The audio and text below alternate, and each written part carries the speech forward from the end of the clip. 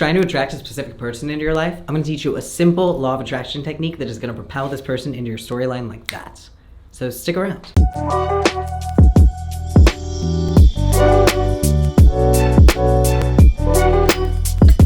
What is up, guys? Namo Himalaya. Stefan Peel from Shared Reality here, and today I'm going to teach you how to use the law of attraction to attract a specific person into your life. Now, I've had a lot of experience with this and have had a great amount of success in attracting specific people, usually in manifesting an ex to come back.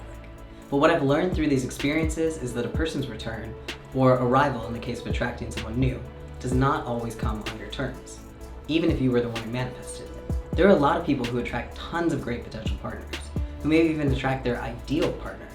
But then they find that this person they attracted is already in a relationship and is completely unavailable romantically. Why is this? A lack of specificity. You have to be so specific in all of your manifestations so the universe can deliver what you truly want. Clarity is key to receiving your blessings. While you were attracting that specific person, did you remember to visualize them being single when you meet? When you were manifesting your ex back, did you remember to ask that the universe sends them emotionally available? We have to be specific.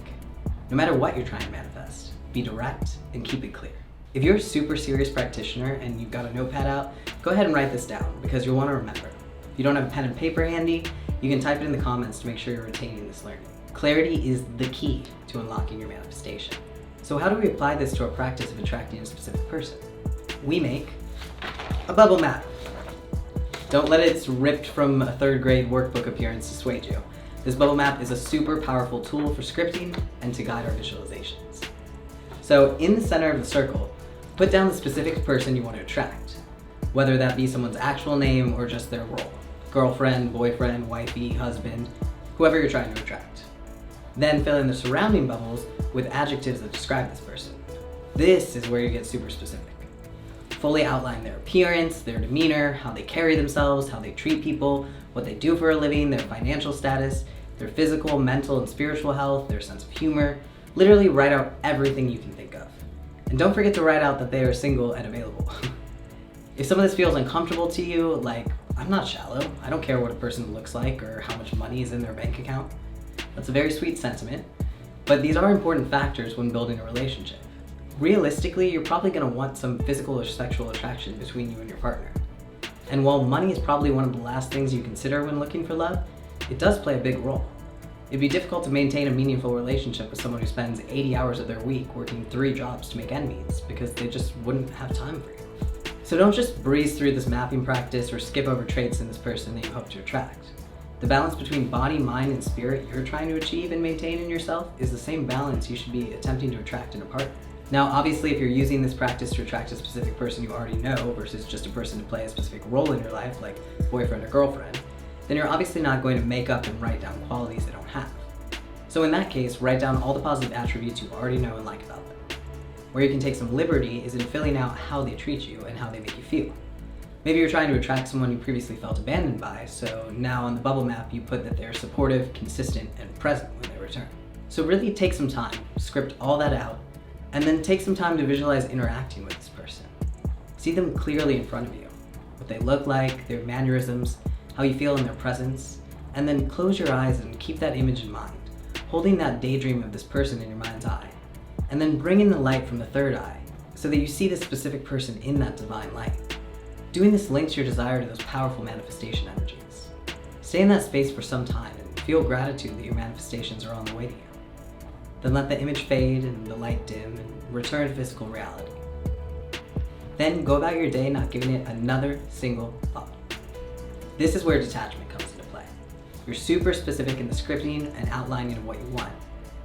Then you see all these specifics clearly in your visualization, so you've set the intention. Now it's time to forget it. At the close of your visualization, thank the universe and relay the message that although you're asking for this specific person, you know that ultimately the universe knows what's best, and you trust that whatever situation you end up in, or whoever is sent to you, is there to serve your best interests and help you along your journey in some way. You can do this just the once if you felt it very strongly, or you can hang the bubble map up somewhere where you're going to see it every day and do the visualization 2 to 5 minutes each morning. Just make sure that after you practice, you put it out of your mind and focus instead on the task at hand. Keeping presence of mind, or practicing mindfulness as some call it, is such a powerful tool for manifestation. Because when you're in that state, your mind isn't working against you. It isn't telling you any stories about your worth or about how things could go wrong.